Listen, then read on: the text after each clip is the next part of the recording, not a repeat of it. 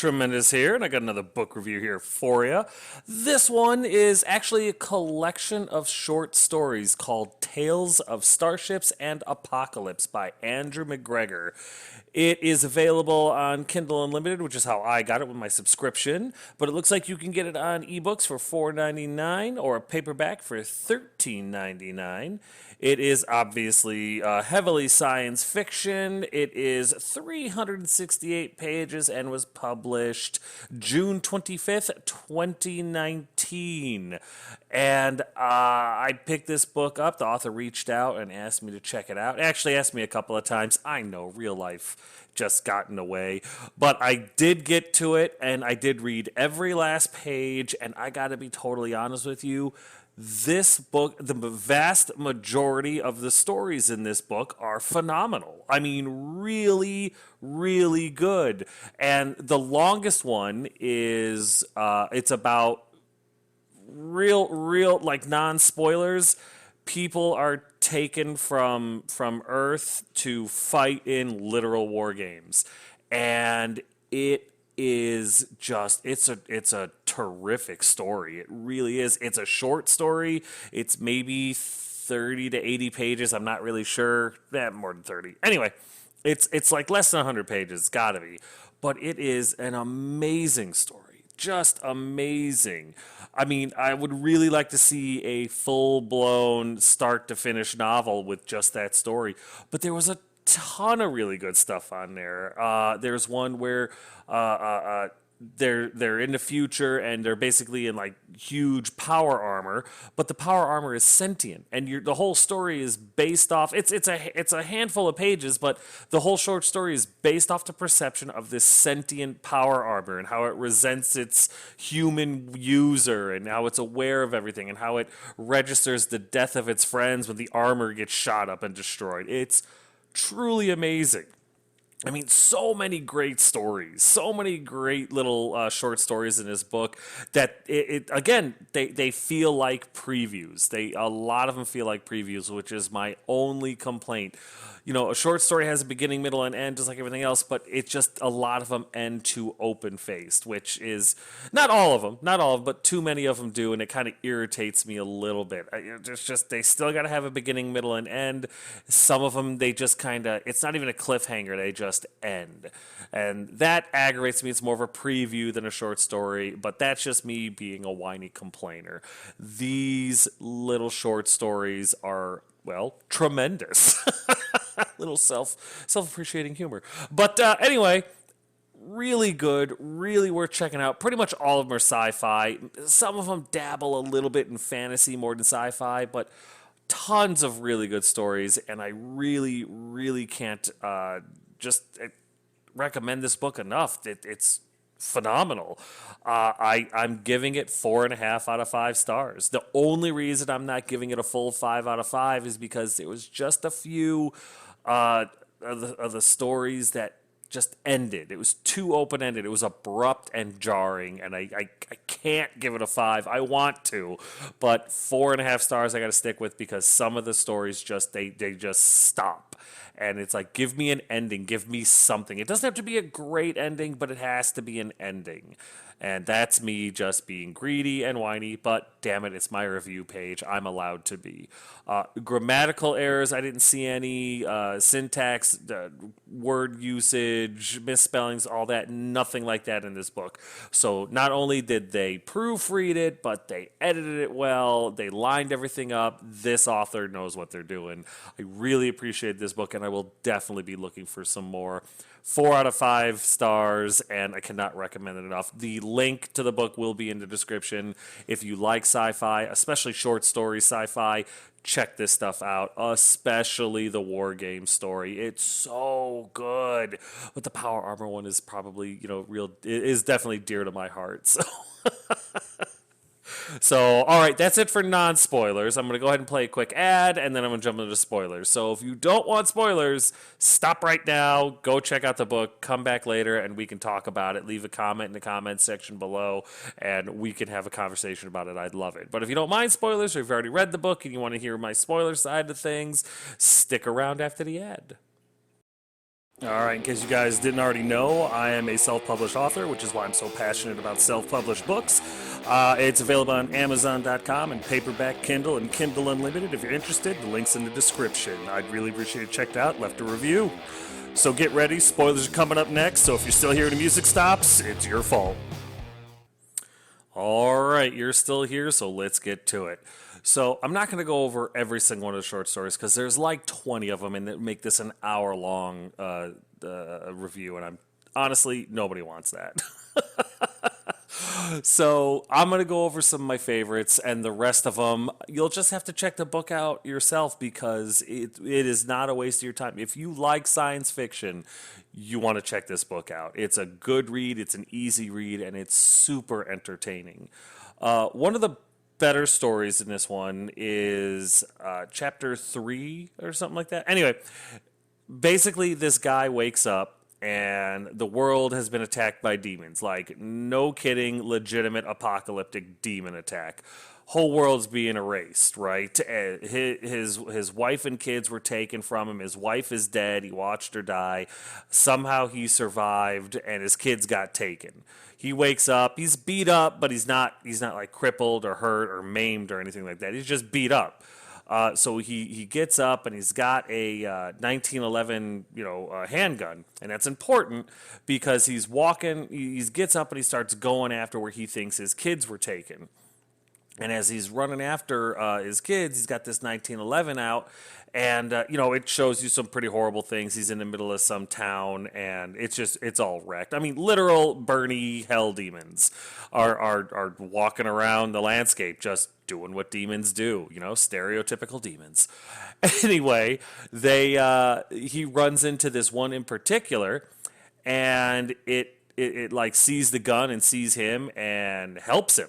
The guy can't figure out why. It throws him off, but desperate, beaten up, and just physically and spiritually just wounded by everything that's happened. His wife is dead, his kids are taken, and he's in an impossible mission type of thing.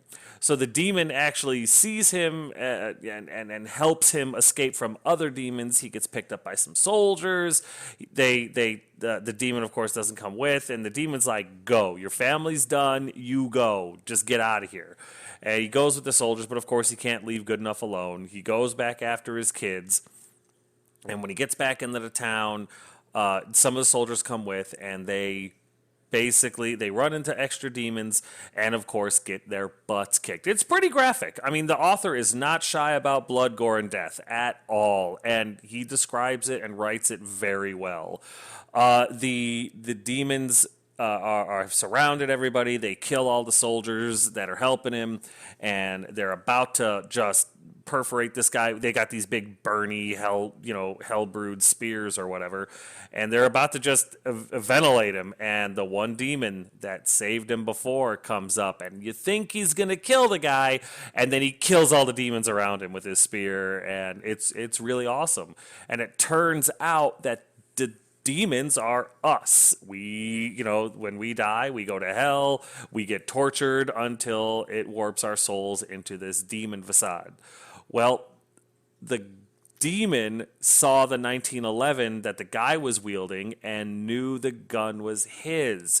Turns out the demon was in World War II, and that was his 1911 that he used when he ran away and left his troops to die when they were being attacked.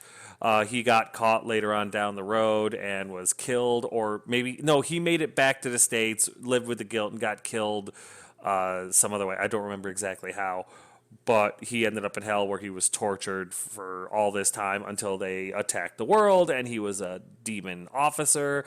But anyway, basically, this guy is a descendant of the demon. It was like his great-great-grandpa or something, which was really interesting twist, really interesting the way they did it. And it wasn't because the demon saw himself in the man's eyes or in the way he looked or anything like that. No, he recognized his weapon. And I thought that was really cool. I thought that was a very clever way for the author to link the two. They, of course, go on an adventure now to rescue his great-great-grandchildren and the guy's kids. And they don't have great success. His son, they run into his son, they're able to get there, and his son has been tortured and stapled to a wall to deliver him a message of stop following us, let us go, or we'll do the same to your daughter. They're dead, move on. Well, after burying his son and great great grandson, they're both actually pretty upset. The guy more than the demon, because keep in mind the demon's been in hell for a while. He's a little desensitized, so they go after his daughter. They find this weird spider uh, demon chick. Claims to be Lucifer, but they're like, nah, they all just run their mouth. And when he's negotiating with Lucifer, female demon thing, it opens up its winged back or something, like kind of like a beetle's back, as far as is the way I think he describes it. And inside the carapace that's attached to the demon is his daughter, whose legs have literally fused with the demon's body. She's absorbing his daughter. So a fight ensues. They kill the demon. The grandpa demon is basically killed in the fight. He has his goodbye moment and everything after the battle is won. But his daughter's all messed up. Her legs are gone from below the knees down. I mean, it is a very, very bitter ending. I'm not going to say sweet because there's really nothing sweet about it. His daughter is 11. I mean, it's dark, but it's as realistic as this author could make it without committing a felony, I mean, that is legit. There's demons on the planet harvesting us. No one is safe, including the kids, and the author did not shy away from that, and it made the story so much better because it was believable. It's not this big heroic thing. He's not Sylvester Stalloning it, Ramboing across the landscape. He is barely making it by the skin of his teeth and gets hurt real bad. The demon dies, like his demon great great grandpa dies. I was literally on the edge of my seat. It was a wonderful story, and I really like that one. The next one is about the power armor one. That was a great story. This one's super short though, like less than 20 pages, where this power armor comes on after being out for like 3-4 years. Like years have gone by since it was last activated, and it has not been well maintained, and it has not been updated, and it's mad about this. It's sentient, and it's upset that its user, its human owner that is that is wearing it right now, that's inside of it, is treating it so poorly. It's not taking care of it, and he really resents humans, or the armor really resents humans, and so they get into this fight, and it's a big ambush, and the armor realizes that it does not have to follow the humans' orders because it failed to update to the latest software patch. So quite literally, in the middle of a fight, this armor and the one surviving armor suit that has a dead human in it, they go, yeah, we don't have to listen to these guys anymore. We can go. So the armor spits him out in front of all these enemies, and then him and the two suits of armor take off, leaving the human just there, butt naked and screwed. And it's hilarious. It's a great story. I wish that one was fleshed out a little bit better, but it was a very good, very short story. And it was a wonderful perspective, because I'd never thought of anything like that. Oh my gosh, an AI set of armor. Imagine what it would think. Imagine what it would think of its users, especially if they were abusive. Imagine treating your car like a jalopy for 5-6 years, and then it becomes sentient, and you're out on the highway doing 80, and it's like, yeah, I don't like you anymore. Eject. It's just very, very cool. But my favorite story in this entire book, and seriously, I want this to be a motion picture. Like, come on, Netflix. You got a lot of good shows out there. This would be an excellent, like, just a standalone movie. This would be great. But it kicks off, and it's got this guy from, back in the day, and he's on this world called a shell world. And it's a massive, it's like 5% of the universe in planet form. It literally has stars, suns orbiting it, basically being used as rotating lamps. It's got all these different atmospheres. There's onion layers to this whole shell world where thousands of different species live on each, like their whole society lives on each layer of this shell world. It's insane. And the deeper you go, the more powerful and ancient the race is, to the point where, like, in the center is the original people and nobody knows who they are or anything. They haven't seen them in generations. It's crazy cool, crazy rich environment, like super detailed. The author is magnificent.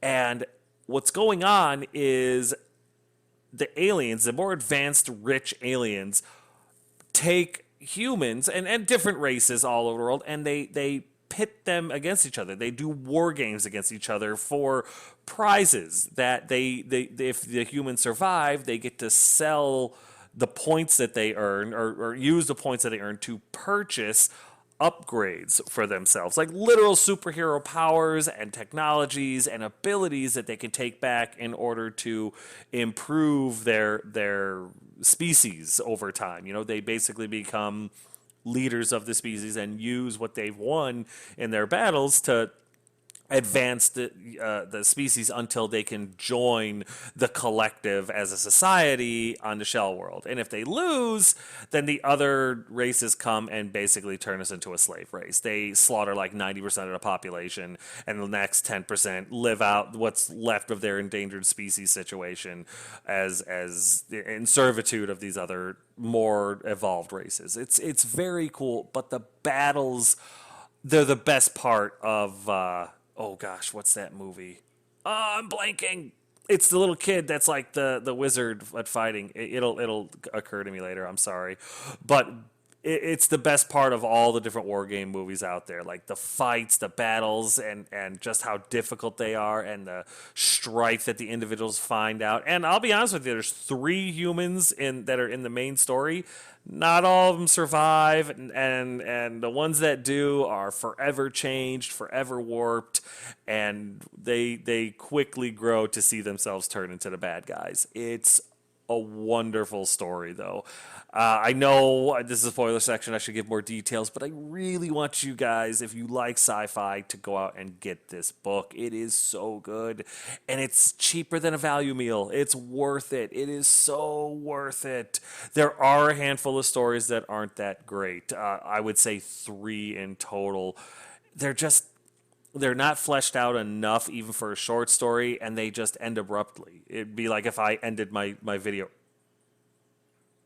Yeah, that feeling that you just had, like what happened? That's what it leaves you with. And that's also why I had to shave off a half a star for the rating, because I just don't like that. I don't like it when somebody gives you a preview story and claims it's just short story, because it's a lie.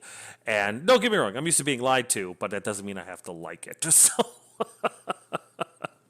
and that is, like, again, that is me being super nitpicky, because the vast majority of this book, 95% of this book, is solid gold. And I loved it. I really, really did. It was a breath of fresh air. 4.5 out of 5 stars.